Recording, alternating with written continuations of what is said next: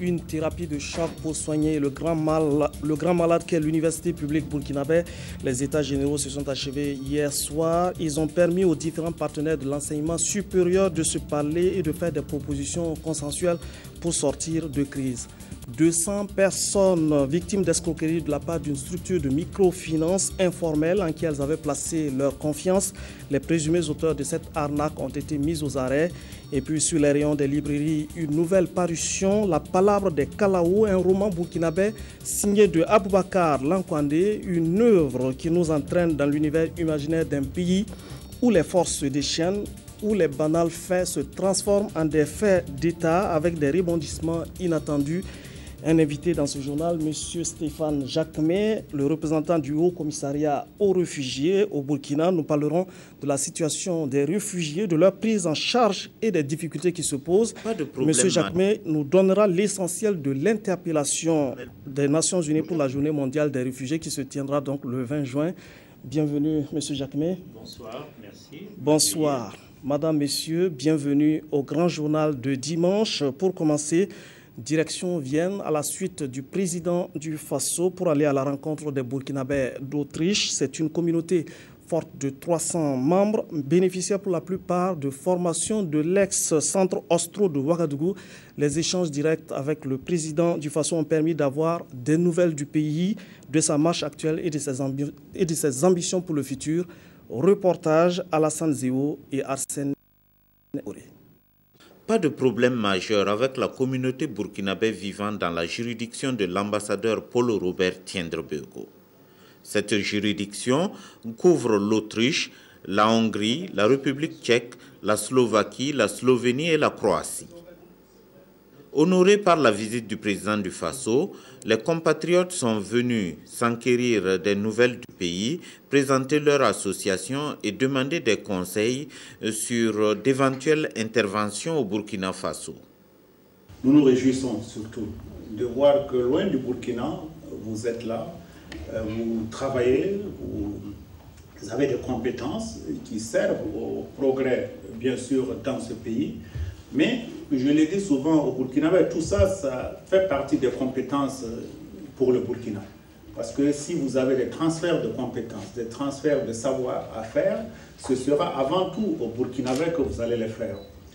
Mais il est certain que pour qu'il y ait bien sûr cette passerelle entre vous et le Burkina, il est certain que nous devons de notre côté aussi faire en sorte de nous rapprocher des infrastructures physiques ou des infrastructures de savoir ou des infrastructures humaines qui peuvent permettre entre nos deux zones de la coopération, du partenariat. C'est à bâton rompu que les débats ont eu lieu et le président du Faso a profité de l'occasion pour donner de plus amples informations sur les réformes à venir. Comment faire intervenir davantage la diaspora burkinabé dans la construction de notre pays, comment nous ouvrir davantage à leur inspiration aussi, à leurs idées, à leur point de vue, parce qu'ils ont parfois sur des questions pris de l'avance sur nous et on a besoin qu'il y ait un retour. Et nous avons essayé par le Conseil des Burkinabés de l'étranger, nous sommes en train maintenant de voir comment dans le Sénat qui est constitué, nous allons avoir une représentation de la diaspora afin que vous puissiez centraliser autour de ces représentants vos grandes idées pour soutenir le développement de notre pays. Beaucoup de Burkinabés travaillant en Autriche sont d'ex-élèves de l'ex-centre austro-burkinabé. Conscients des avantages qu'ils ont eus avec cette coopération autrichienne, ils ont demandé au président du Faso de voir avec son homologue autrichien les voies et moyens pour renforcer la coopération au niveau de la formation. La seule difficulté majeure qu'ils ont présentée, c'est le fait de perdre la nationalité burkinabé au moment où ils doivent prendre la nationalité autrichienne. Une exigence de la partie autrichienne, mais situation dans laquelle le Burkina Faso ne peut intervenir directement. Tous les acteurs et partenaires du système éducatif de l'enseignement supérieur le reconnaissent. L'université publique est en crise et il faut agir vite. Des pistes d'action ont été identifiées par les 450 délégués qui ont pris part à 72 heures de concertation pour remettre l'enseignement supérieur sur la trajectoire d'un enseignement de qualité. Le reportage de Nyarki Teda. Les universités du Burkina traversent une profonde crise, ont unanimement reconnu les acteurs de l'enseignement supérieur. À travers des débats contradictoires, la crème de la communauté universitaire a su mettre en avant la volonté de recherche des voies et moyens pour taire la crise. Et au bout de 72 heures de réflexion, les 450 délégués conviés aux États généraux sont parvenus à d'importantes recommandations. Les États généraux ont estimé qu'il faut effectivement inscrire l'enseignement supérieur dans les priorités. Les États généraux ont pensé qu'il faut faire aussi un clin d'œil au niveau de l'enseignement supérieur privé. Nous avons aussi estimé au niveau des États généraux qu'il faille mettre en place un système de formation des ressources humaines qualifiantes en vue de la relève des enseignants de l'université, donc et naturellement un recrutement assez massif effectivement d'enseignants. La congruence entre les coûts de formation et les frais de scolarité, la mise à niveau des équipements informatiques et l'amélioration de la gouvernance sont également d'autres recommandations issues des États généraux. Des recommandations qui suscitent des commentaires au sein des partenaires sociaux de la communauté universitaire. Car pour certains, ce fut un grand rendez-vous, même pour d'autres, par contre, ils restent sur leur faim. On ressort de ces États généraux pas satisfaits. Mais nous disons, alors tout dépend effectivement de ce que le gouvernement va faire effectivement de ces rapports-là. Parce que il y a des points sur quoi on est revenu, mais ils l'ont marqué comme des points non consensuels. Ça permet aussi à tout un chacun de dire réellement ce qui se passe dans nos universités. Puisqu'il faut dire que c'est une crise totale. Voilà, toute activité est un peu rompue. On ne sait pas comment les choses fonctionnent. Donc ça permet aussi de clarifier un peu le fonctionnement de tout un chacun. Ça a permis d'affirmer encore ce que nous pensons être des problèmes à prendre en charge au niveau de l'université. Et ces problèmes-là, de notre point de vue, c'est des problèmes liés essentiellement à une question de volonté politique. Nous avons demandé une autonomie des institutions d'enseignement supérieur. Ça, c'est un premier aspect. Le deuxième aspect que nous avons demandé, c'est que l'on puisse nous permettre d'élire nos présidents. Le moratoire au sein des universités, l'augmentation des frais d'inscription et de restauration, ainsi que du loyer, l'octroi des bourses à tous les étudiants de la première à la troisième année sont entre autres les points non consensuels des États généraux et qui feront l'objet de futures réflexions. En attendant, c'est un pas de franchi pour l'enseignement supérieur, à en croire le parrain pour qui le dé est déjà jeté pour sortir les universités de l'impasse. Alea jacta est, c'est-à-dire que le sort est jeté. C'est-à-dire que maintenant, il appartient à chaque parti de prendre ses responsabilités de manière que les conclusions de ces travaux soient exécutées par les uns et les autres, de manière que nous arrivions à la deuxième expression, flutua nec mergitur, c'est-à-dire que nos universités sont battues par les flots, mais ne sombreront pas. À ces journées de profonde réflexion sur la crise de l'enseignement supérieur, des pays amis du Burkina y étaient, notamment le Togo, le Niger et la Côte d'Ivoire. Ils ont salué la tenue des États généraux qui vont permettre de remettre les pendules à l'heure afin que l'université du Burkina Faso retrouve ses lettres de noblesse. Les associations œuvrant dans le domaine de la formation professionnelle se donnent également les moyens d'avoir toujours de meilleurs résultats. Elles vont s'organiser dans le cadre d'un réseau de 40 associations pour mutualiser leurs expériences et pour bénéficier de soutien plus conséquent. Le reportage de Ismaël Diloma Sirima et de Éléonore Yerbanga. Ils sont responsables d'associations œuvrant pour la formation professionnelle et aujourd'hui, ils forment ensemble le réseau d'organisations actives dans l'enseignement technique et de la formation professionnelle. Au cours d'une rencontre de 3 jours, ces responsables d'associations ont décidé ensemble de la création de ces réseaux, gage d'un meilleur fonctionnement de leurs associations. Le fait que chacun travaille de son côté fait que nous sommes dispersés à travers le pays. Il n'y a pas d'échange d'expérience entre les différentes associations et également notre voix ne porte pas parce que nous ne sommes pas unis. Le réseau qui regroupe 40 associations bénéficie du soutien du ministère de la Jeunesse, de la formation professionnelle et de l'emploi.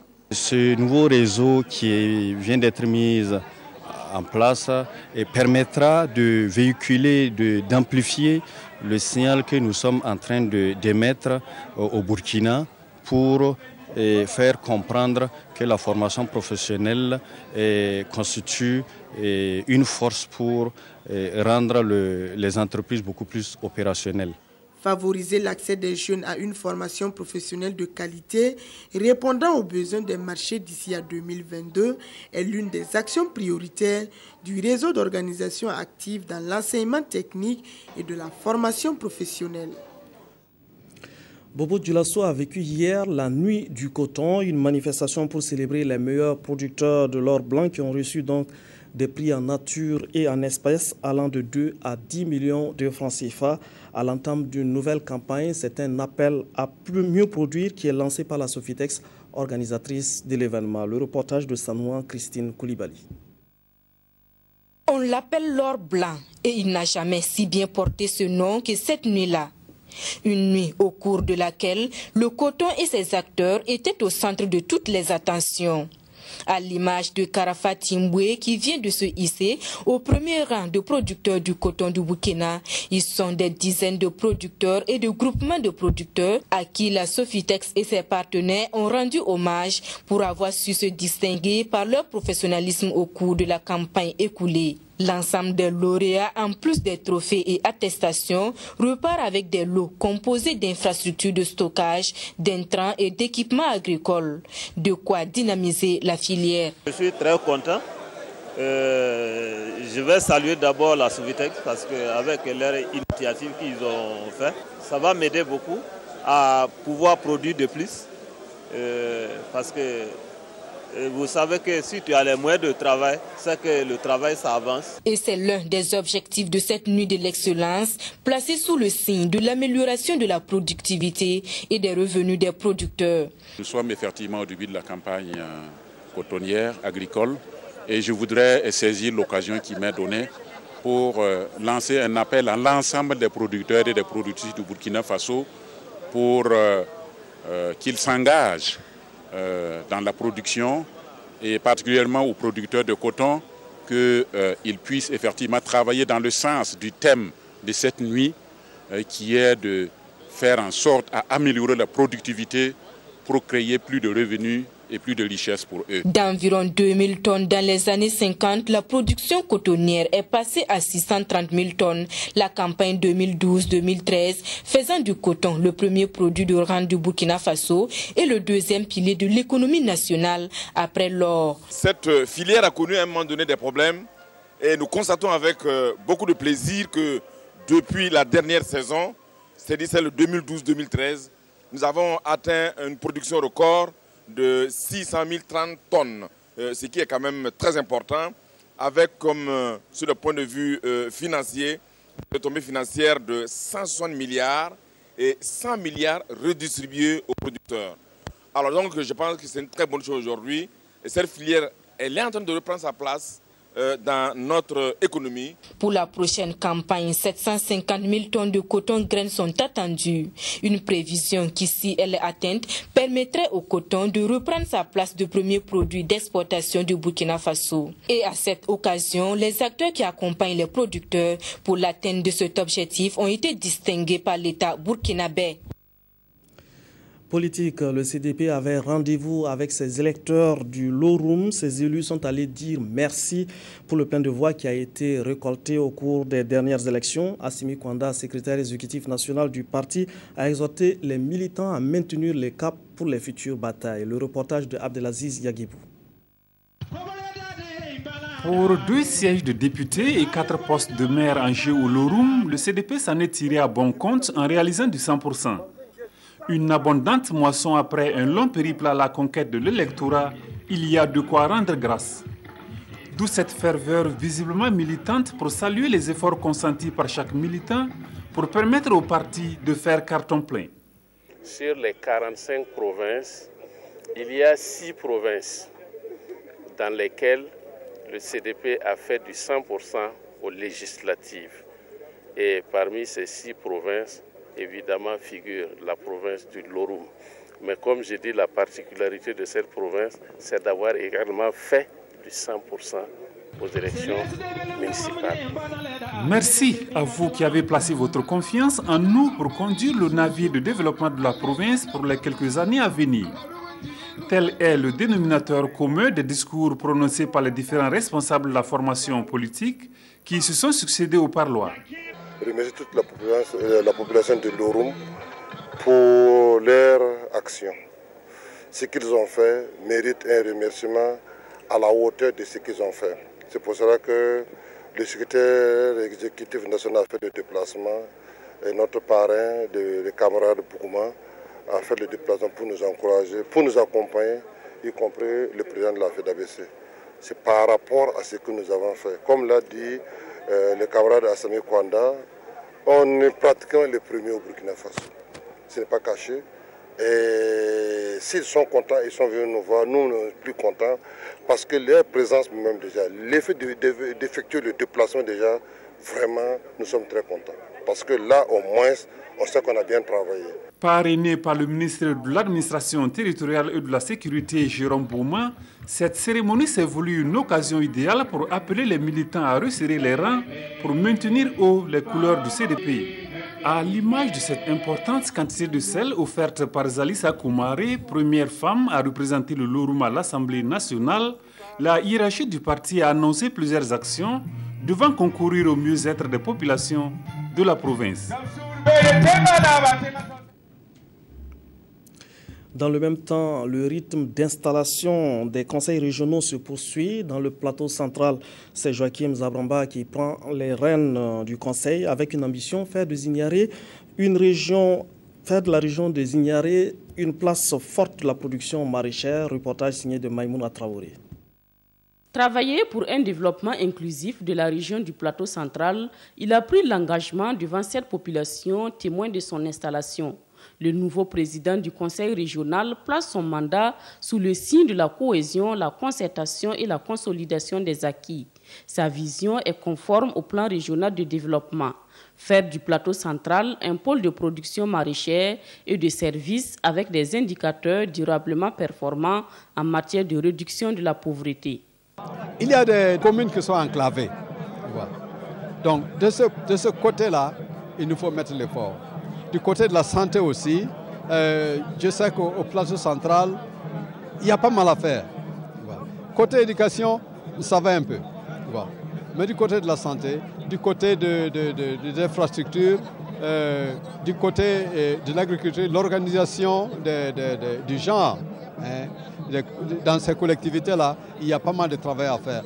Pour les personnes averties en matière de gouvernance, les 40 membres que compte le conseil régional ne pourront relever ces défis sans l'accompagnement des filles et fils de la région. Si la synergie d'action et la participation citoyenne est au rendez-vous, les bons résultats vont suivre. Donc c'est une invite à l'ensemble des conseillers régionaux et au président du conseil régional de travailler avec l'ensemble des populations, quel que soit leur bord politique. Nous avons dit qu'il est nécessaire qu'eux-mêmes, le conseil régional, travaille à consolider la confiance avec les populations, à faire en sorte qu'il y ait un esprit régional. Cette cérémonie a été placée sous le thème « Le conseil régional, un maillon indispensable dans le processus de décentralisation pour un développement harmonieux durable ». Les conseils régionaux, les conseils municipaux pourront compter sur le concours du PADIC pour financer leurs plans relatifs au renforcement des capacités des acteurs locaux. Le PADIC, c'est en effet le programme d'appui à la décentralisation et à la gouvernance locale. La première phase du programme vient d'être lancée et elle va concerner 6 régions et va coûter la bagatelle de 8 milliards de francs CFA. Reportage signé de Sié Sylvestre Da. Aux populations de Kaya dans le centre nord se sont jointes des délégations des différentes régions pour assister au lancement de la phase 1 du programme d'appui à la décentralisation et aux investissements communaux PADIC. Dans le cadre de ce programme, ce sont 8 milliards 700 millions de francs CFA qui vont être investis dans 140 communes de 6 régions du Burkina, qui sont les Cascades, le Sahel, le centre-est, le centre-sud, le centre-nord et le plateau central. Des investissements qui visent à améliorer les processus de décentralisation et de la gouvernance locale par le renforcement des capacités des collectivités locales, tant sur le plan des ressources humaines que sur le plan des dispositifs institutionnels. Ce genre de projet vise à réduire effectivement la pauvreté en investissant à la base. Cette base, ce sont les collectivités territoriales. Nous allons être très vigilants et nous allons être intransigeants par rapport à la destination des ressources. Les ressources seront affectées et utilisées là où elles sont prévues et nulle part ailleurs. Le PADIC est un projet gouvernemental financé par l'Union européenne d'un montant total de plus de 16 milliards de francs CFA et comportant 2 phases. La seconde débutera avec la fin de la première en 2017. Cette dernière phase va couvrir l'ensemble des acteurs nationaux via les fonds permanents pour le développement. Mais nous considérons vraiment que la décentralisation, c'est un élément central sur le long terme. Il n'y aura pas de développement sans développement local et il n'y aura pas de développement local sans implication des autorités locales. Nous sommes très heureux de voir que le gouvernement a une stratégie de décentralisation, a une volonté politique au plus haut niveau de procéder à cette décentralisation. Et nous l'avons vu notamment à travers les allocations du budget qui, bien qu'encore certainement insuffisantes, ont énormément grimpé en quelques années. Et donc, pour nous, ça a été vraiment un signe d'encouragement et de crédibilité du gouvernement dans sa politique de décentralisation. Et donc, nous nous sommes dit qu'il était important que nous appuyions cette décentralisation de manière importante. À cette cérémonie de lancement, les différentes autorités déconcentrées et décentralisées ont reçu les kits marquant le démarrage effectif des activités du PADIC. Le mot d'ordre du ministre Toussaint Abel Coulibaly à tous les acteurs est que le mot échec doit être banni dans la mise en œuvre du projet.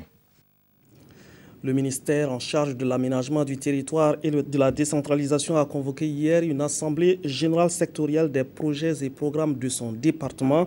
Les chefs de projets et programmes étaient conviés à présenter les résultats et les bilans réalisés au cours de l'année 2012. Reportage de Kadi Sanogo. Cette assemblée générale sectorielle du ministère en charge de l'aménagement du territoire et de la décentralisation se tient en prélude à l'Assemblée générale des projets et programmes qui sera présidée par le Premier ministre. L'objectif visé est d'évaluer les performances des projets et programmes de ce département ministériel au cours de l'année 2012. Elle permettra de mesurer l'efficacité de la bonne gouvernance des projets et programmes ainsi que les grands défis à relever. Elle permet de faire le point, d'évaluer les projets et programmes. Il faut se dire que ça a été une recommandation depuis 2010 d'évaluer les projets et programmes pour voir leur participation dans le développement du Burkina. Parce que vous savez que nos partenaires techniques et financiers nous appuient de façon multiforme, mais aussi à travers des projets et programmes au Burkina Faso. Et si nous ne faisons pas ces évaluations-là de temps en temps, donc des bilans, nous ne pouvons pas connaître leur impact, ni voir comment ils travaillent. Au cours de cette assemblée générale sectorielle, les chefs de projets et programmes vont identifier les difficultés auxquelles ils sont confrontés et proposer des solutions. Même démarche au ministère des Infrastructures, du Désenclavement et des Transports pour évaluer les performances des projets et programmes du ressort de ce secteur ministériel. Un exercice qui permet de veiller à l'atteinte des résultats, mais également de corriger au besoin les insuffisances et les imperfections qui se seraient donc posées. Pélagie Bempanomé, Sawadogo. Venus des 13 régions du Burkina, les agents du ministère des Infrastructures, du Désenclavement et des Transports sont à la recherche d'une efficience dans la gestion des projets et programmes. Il s'agira pour eux d'examiner et d'évaluer les performances des projets et programmes de l'année 2012 afin de lever les obstacles qui handicapent leur mise en œuvre efficace.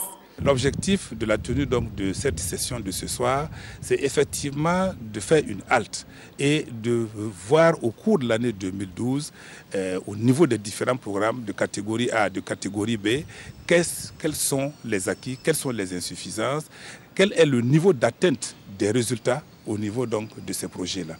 Sur 10 projets déjà examinés, 9 ont atteint des résultats satisfaisants et selon le premier responsable, les problèmes d'exécution de la plupart des projets sont liés à la surcharge, la faible capacité organisationnelle et financière des entreprises et au retard dans l'obtention des avis de non-objection.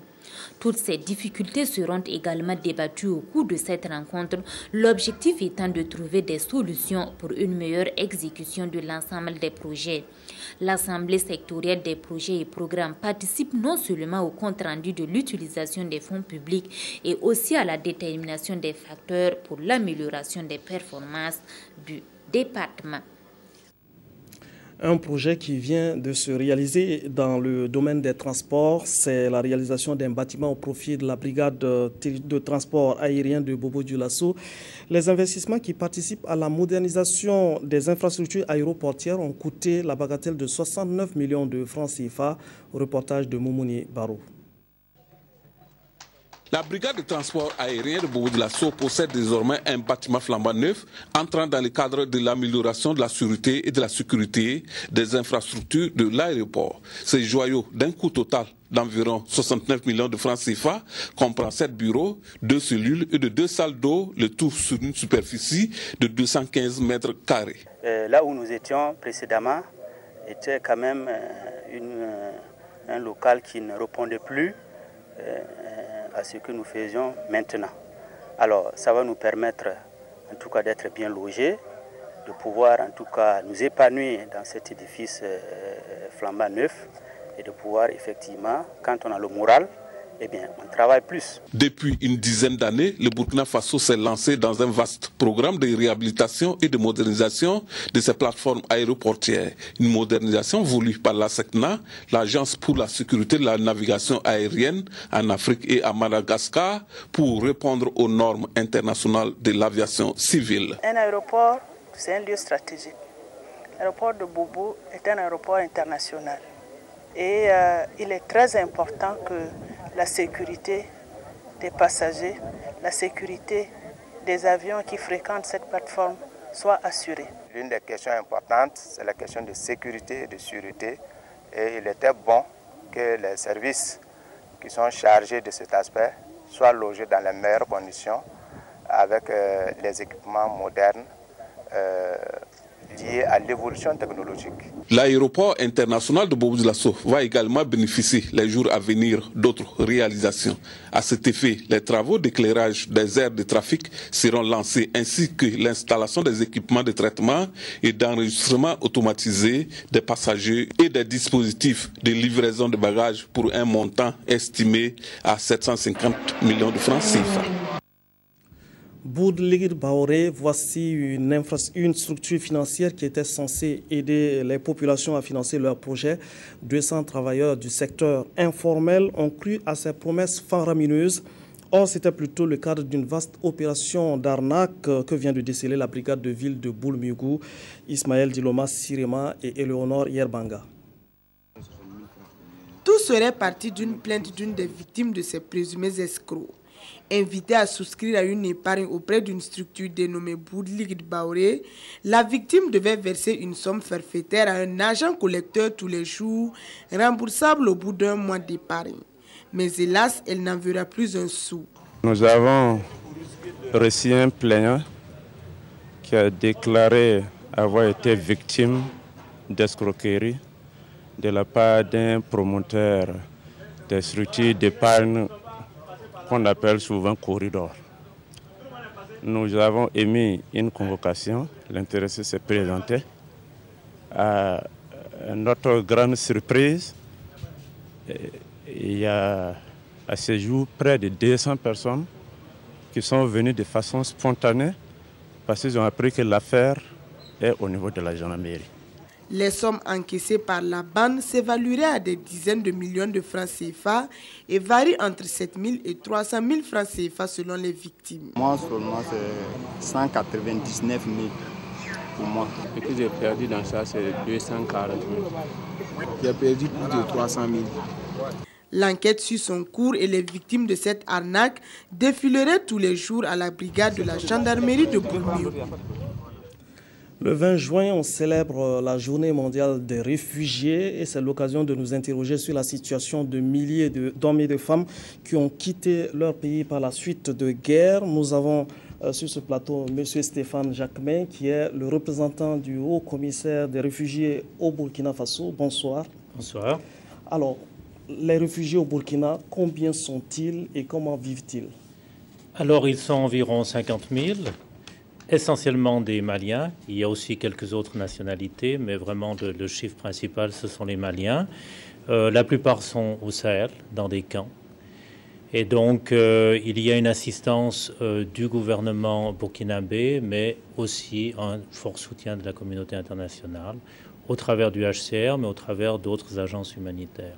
Est-ce que vous arrivez à répondre aux besoins de ces réfugiés? Alors, tant bien que mal, je dirais oui. On a toujours besoin de plus de fonds. On a notre appel qui a été couvert à environ 50%. Et ça vous avait permis de récolter combien de fonds? Alors, sur un budget d'environ 20 millions, un peu plus de 20 millions de dollars, ce qui fait 10 milliards de francs CFA, si mes calculs sont exacts. Donc, mais on avance ces fonds. Donc le HCR a une politique de décider d'un budget en début d'année, quels que soient les retours que nous avons de nos donateurs. Mais je dois dire que dans le cadre du Burkina Faso et de l'urgence du Mali, globalement, les donateurs ont été généreux. Quelles sont les difficultés actuelles que vous rencontrez dans la gestion donc, de ces camps de réfugiés?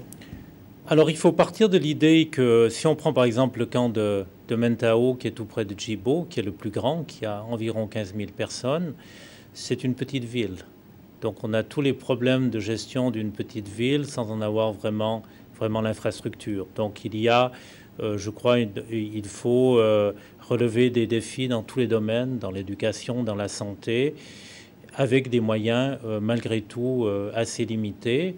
Et maintenant, je dirais qu'on a un peu une inquiétude. La saison des pluies arrive.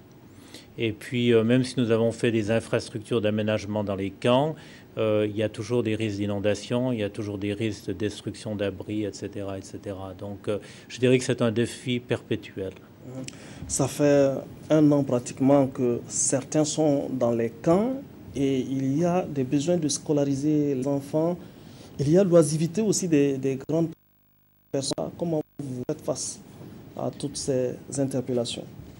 Alors, vous savez, il y a un très grand traumatisme d'être réfugié. Et c'est un traumatisme pour les familles parce que c'est une vie qui recommence.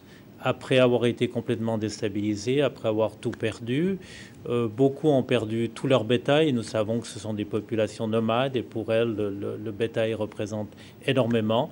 Donc vous vous retrouvez du jour au lendemain dans une hutte sans avoir rien à faire. Nous essayons d'avoir des activités créatrices de revenus, mais ça reste extrêmement limité parce qu'à ce niveau-là, nous avons vraiment des fonds très limités. Et donc ce qui passe en premier, c'est vraiment de couvrir les besoins de première nécessité de ces personnes. L'autre côté du problème, c'est organiser un peu le retour de ces réfugiés. À long terme, c'est cela. Est-ce que vous avez espoir qu'un jour, à court terme, ces milliers de personnes pourront regagner chez elles? Alors, la Convention africaine parle de retour volontaire. Donc, c'est un choix des réfugiés. Nous insistons beaucoup là-dessus. Et nous pensons que les réfugiés veulent rentrer, mais que pour l'instant, les conditions ne sont pas mûres au Mali. Je crois qu'il faut vraiment qu'il y ait 3 conditions qui soient réunies. Il faut d'abord qu'il y ait la sécurité physique, ce qui n'est pas encore le cas. Il faut qu'il y ait un respect total des droits humains. Et il faut qu'il y ait un processus politique qui s'engage où le Nord Mali se sentira représenté. La journée des réfugiés, c'est le 20 juin. Quelle interpellation souhaitez-vous donc adresser à la communauté burkinabé, à la communauté internationale dans ce cadre? Alors, tout d'abord, un petit mot sur pourquoi le 20 juin. C'est une date africaine. C'est en fait la célébration de la mise en œuvre de la Convention africaine sur les réfugiés. Donc, l'accent est mis sur le rôle du droit international dans la protection des réfugiés. Mais la journée mondiale des réfugiés, c'est quelque chose de beaucoup plus simple. C'est l'interpellation auprès de tous les téléspectateurs qu'ils fassent quelque chose à leur niveau, même modeste, pour une famille réfugiée qu'ils connaissent. Ça peut être leurs voisins. Ça peut être quelque chose de très simple, comme de leur parler très gentiment. Ça peut être faire les devoirs avec un enfant qui a des problèmes de scolarisation. Donc on ne demande pas d'argent, c'est juste la bonne volonté de chaque personne individuellement. Merci, M. Jacquemin, pour tous ces éclairages. Merci. Suite de ce journal, la malnutrition touche au Burkina un enfant sur 5. Ce sont les chiffres du ministère de la Santé. C'est une préoccupation pour les politiques publiques. Des centres de récupération nutritionnelle s'investissent pour sauver les enfants qui souffrent de déficience alimentaire. Aboubakar Sagnon est allé constater les efforts qui se mènent dans les Crennes. Touchés par la malnutrition, ces enfants reprennent progressivement goût à la vie. Après quelques semaines de soins intensifs au centre de récupération nutritionnelle et d'éducation CREN du centre médical de Chifra de Tanguay, ils sont à présent hors de danger. Mais ces nourrissons arrivent très souvent dans un état critique, amaigris et affaiblis par la faim et la maladie. À 6 mois, Rainatou ne pèse que 3,8 kg au lieu de 7 pour un enfant de son âge. Et son état était plus grave quand sa mère l'amenait ici il y a 9 jours. Depuis qu'on est là, ça se passe bien. Quand on était à la maison, l'enfant ne mangeait pas. Et quand on est arrivé ici, grâce à Dieu, ça va. Selon la direction régionale de la santé du centre, 10,7% des enfants de moins de 5 ans souffrent de malnutrition aiguë, une maladie qui demeure la deuxième cause de mortalité après le paludisme. Depuis 1985, le CREN de Chifra prend en charge les enfants de 0 à 5 ans souffrant de carences en vitamines ou en sels minéraux nécessaires à leur croissance. S'il y a une malnutrition sévère avec des complications, soit manque d'appétit, il y a une diarrhée, une bronchite ou une anémie, ou le palu, la mère est obligée de rester ici avec l'enfant pour un traitement spécifique. Ce traitement spécifique est appliqué depuis 2006. Il comprend 3 phases qui peuvent s'étaler sur 2 à 4 semaines selon la gravité de la maladie. Il y a le traitement systématique, les médicaments qu'on doit donner, qui est le cotri, il y a la vitamine A, des parasitages et il y a un autre traitement maintenant selon les pathologies que l'enfant présente. Le traitement diététique, c'est l'alimentation. Là aussi, on suit le protocole. 5 jours de phase de stabilisation d'abord pour essayer de donner d'abord le premier aliment, c'est le F75 qui se donne selon le poids de l'enfant. Et après ces 5 jours, nous passons au F100 qui est une phase de stabilisation. L'enfant doit pouvoir commencer à prendre du poids à partir de F100. Et là aussi, on fait 6 à 7 jours. Et après, maintenant, l'enfant peut manger les aliments locaux, les bouillies enrichis. Les médicaments et les aliments sont administrés à travers ces sondes nasogastriques placées sur chaque enfant. Le CREN reçoit une trentaine d'enfants par mois. Plus de 90% d'entre eux recouvrent la santé. Il était vraiment fatigué. Son corps est chaud. Il n'arrive plus à s'asseoir. Il ne peut même pas manger, il ne peut rien faire. Il n'arrive pas à téter encore. Il pleure toujours. Quand on est venu seulement, quand ils ont commencé seulement, après 4 jours seulement, j'ai vu que mon enfant est bien. Le CREN de Chifra est financé par l'association suisse Moridia. Il reçoit aussi de l'aide de l'UNICEF et du ministère de la Santé. Ces appuis permettent de prendre en charge les malades à un coût très accessible. Les parents ne déboursent que 1 000 francs CFA par enfant durant tout le traitement. Les efforts fournis par le CREN pour combattre la malnutrition auraient plus de portée si certaines entraves n'existaient pas. L'éducation que les mamans ont ici pendant le séjour des enfants, si c'était aux hommes qu'on arrivait à donner ces séances d'éducation, maintenant la malnutrition était reculée il y a longtemps. Parce qu'eux, ils ont le pouvoir de décision. Mais les femmes ont appris, mais elles ne peuvent pas appliquer aisément comme elles veulent, parce qu'elles sont soumises à une autorité. Donc on a essayé d'avoir les papas, mais les hommes, on ne peut pas les avoir. L'ignorance et la pauvreté restent les faces cachées de la malnutrition au Burkina Faso.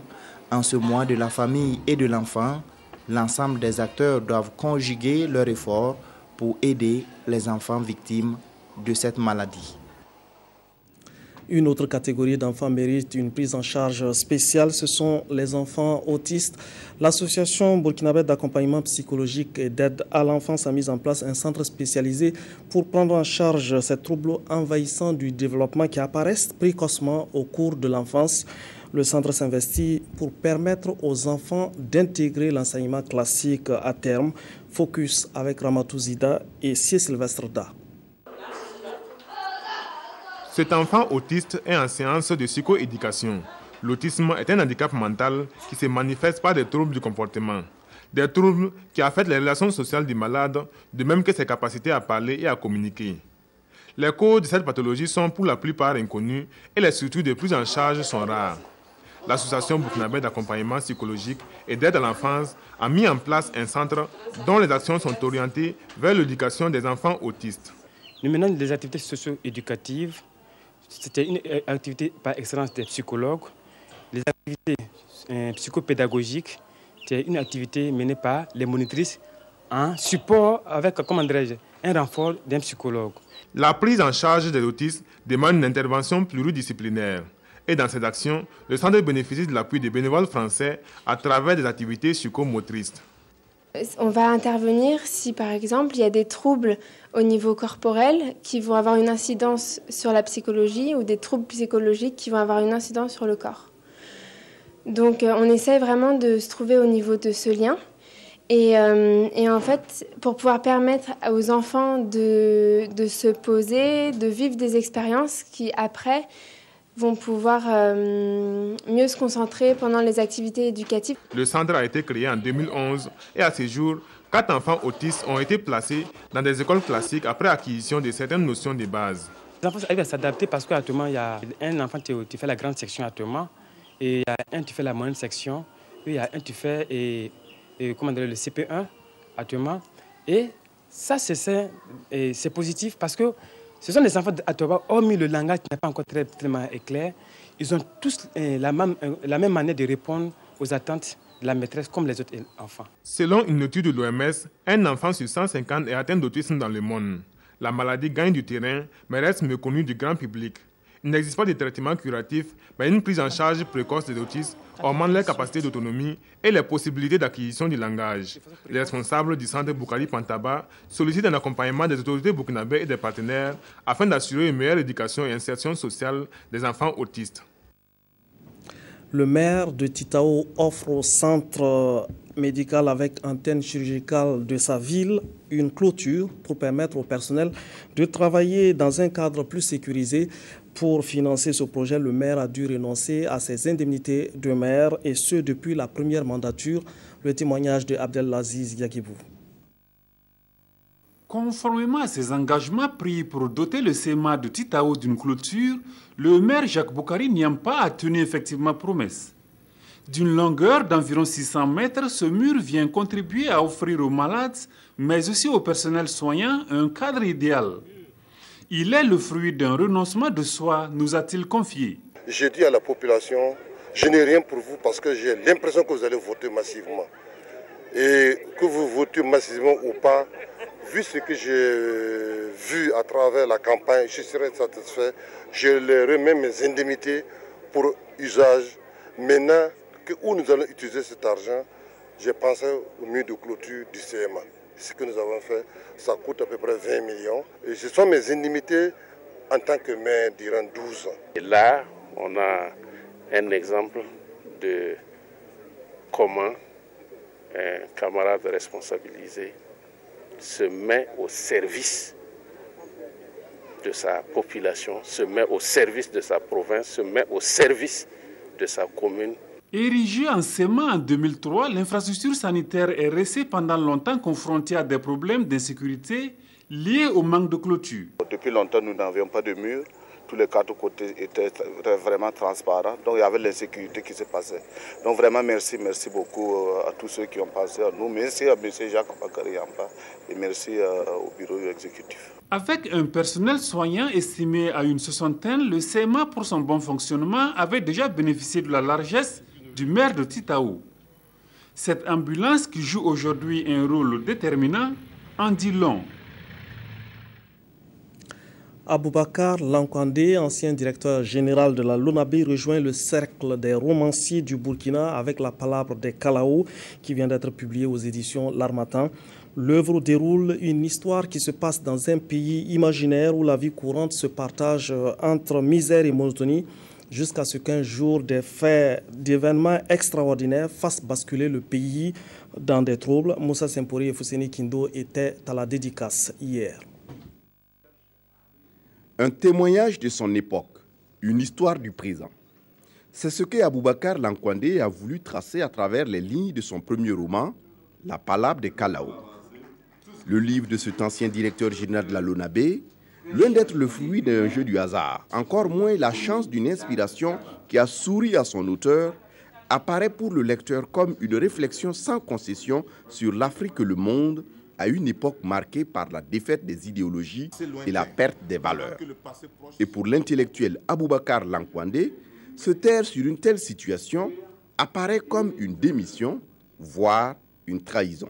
Ce qui fait aujourd'hui le malheur de l'Afrique, c'est surtout le fait que nous ne faisons pas une introspection, nous ne revenons pas aux sources de notre civilisation.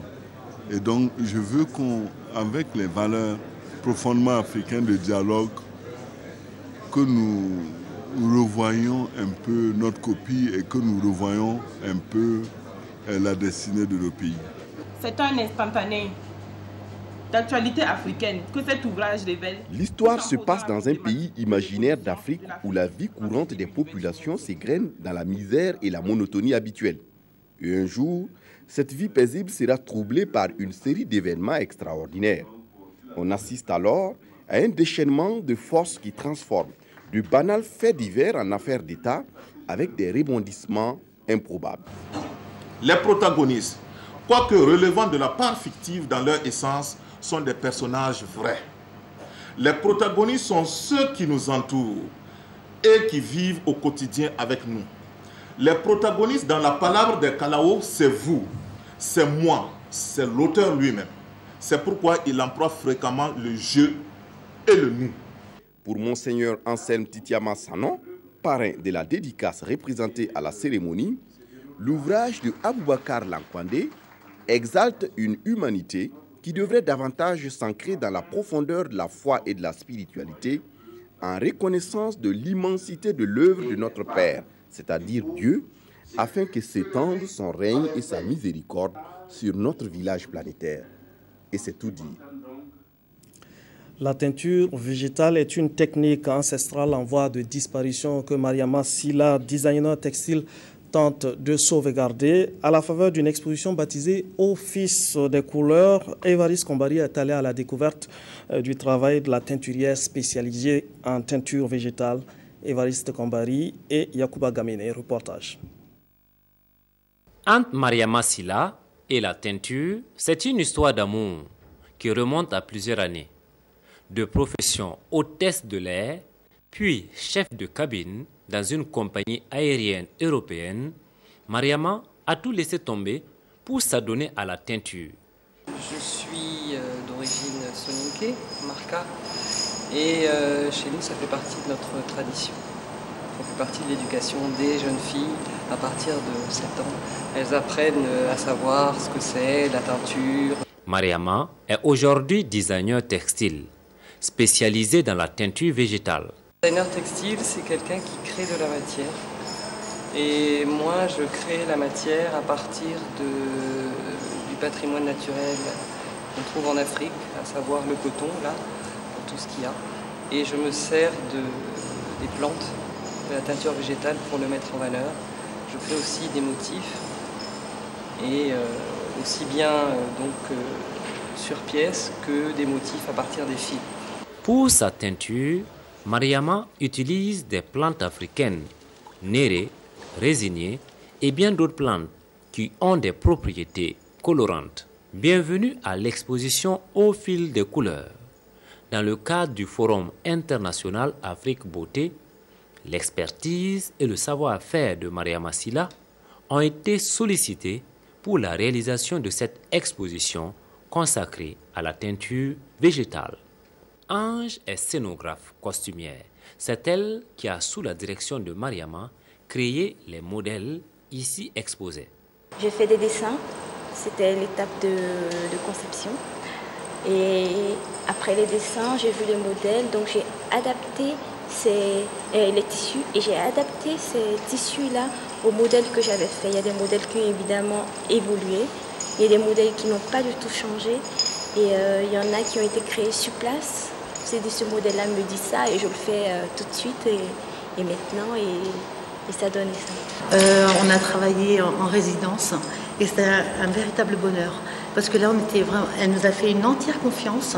On avait des belles matières et on ne pouvait que bien travailler. L'ambition de Mariama Silla est de faire la promotion de la teinture végétale, une technique ancestrale malheureusement en voie de disparition.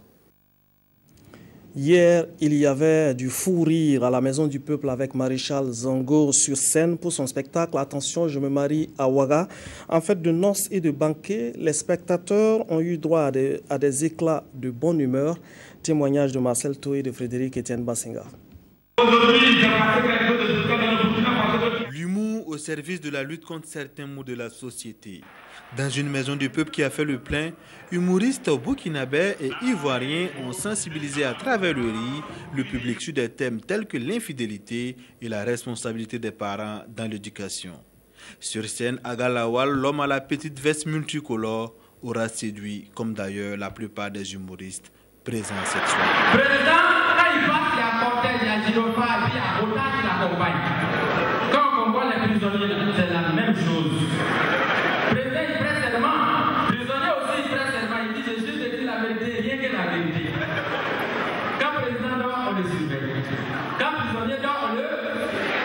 Président, quand il y a beaucoup de jolies femmes dans un pays, si tu te maries rapidement, ton rêve sera plus joli que ton frère. Parce que tu peux te marier aujourd'hui et demain tu vois un qui va dire oui. Pour le maréchal Zongo, initiateur de cette soirée humoristique, le rire peut contribuer à changer les choses en plus d'être thérapeutique. L'objectif spécial de ce soir, c'était la perception du message qu'on voulait véhiculer à travers ce spectacle. Parce que pour nous, la famille est la cellule première pour la constitution de la société. S'il y a la stabilité dans la famille, ça veut dire que la société dans son ensemble peut être stable.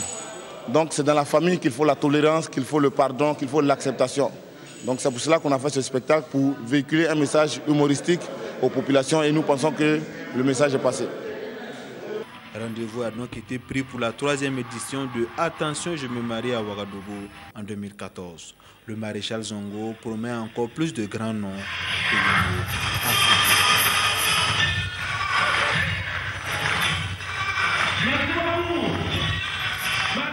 Dans le cadre de l'année de la foi, le Vatican a décrété par le Vatican, la coordination de la chorale Saint-Augustin et la paroisse Saint-Gabriel ont organisé une journée de partage d'expériences.